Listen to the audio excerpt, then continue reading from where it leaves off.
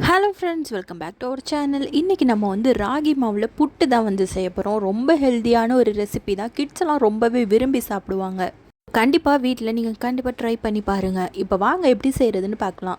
So நான் பார்த்தீங்கன்னா எங்களுக்கு தேவையான அளவுக்கு ராகி மாவு எடுத்துக்கிட்டேன். இப்போது தேவையான அளவுக்கு உப்பு போட்டுக்கலாம். அவ்வளோதான். ஃபுல்லாக கிளறி விட்டு நம்ம தண்ணியை பார்த்திங்கன்னா தொளிச்சு விட்டு இந்த மாதிரி கிளறி விட்டுக்கணும். ஸோ இடையில கொஞ்சம் நெய் ஊற்றிக்கோங்க. இந்த மாதிரி தண்ணியை ஊற்றி பிசைஞ்சு விட்டிங்கன்னா உங்களுக்கு நல்லா மாவு ஈரமாகி வந்துடும்.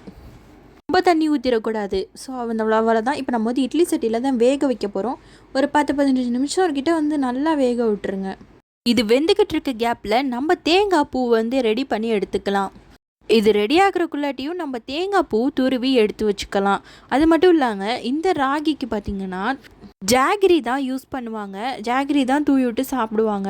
நான் பார்த்திங்கன்னா எங்களுக்கு சுகர் வந்து எடுத்துக்கிட்டோம். நீங்கள் உங்களுக்கு ஜாகரி இருந்தால் ஜாகரி போட்டு சாப்பிட்டுக்கோங்க. டேஸ்ட்டு பக்காவாக இருக்கும். அவ்வளோதான், நம்மளுக்கு வந்து ரெடி ஆயிடுச்சு. இப்போ நம்ம வந்து இட்லி சட்டியிலேருந்து ஒரு பிளேட்டுக்கு மாற்றிடுவோம்.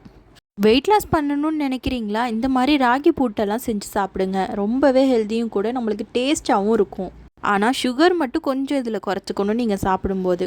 இந்த ராகியில் கால்சியம், அயன், மேக்னீசியம் இந்த மாதிரி நிறைய விஷயங்கள் நிறைஞ்சிருக்கு. அது மட்டும் இல்லை, இதில் ஃபைபர் இருக்கனால நம்மளுக்கு உடம்பு குறையவும் ரொம்பவே ஹெல்ப் பண்ணுது.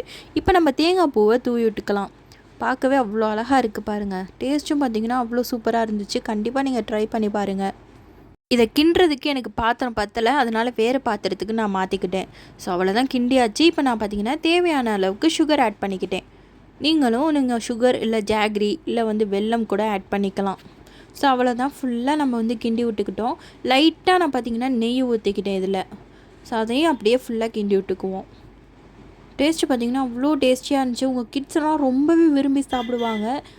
சம்மர் லீவுக்கு ஜங்க் ஃபுட்ஸ் வாங்கி கொடுக்காமல் வீட்டிலேயே இந்த மாதிரி ராகி மில்லட்டில் வந்து செஞ்சு கொடுங்க. அவ்வளோதான், புட்டு ரெடி ஆயிடுச்சு. இந்த வீடியோ உங்களுக்கு பிடிச்சிருந்துச்சுன்னா லைக் பண்ணுங்கள், ஷேர் பண்ணுங்கள். மறக்காமல் நம்ம சேனலை சப்ஸ்கிரைப் பண்ணிக்கோங்க. தேங்க்ஸ் ஃபார் வாட்சிங். பாய்.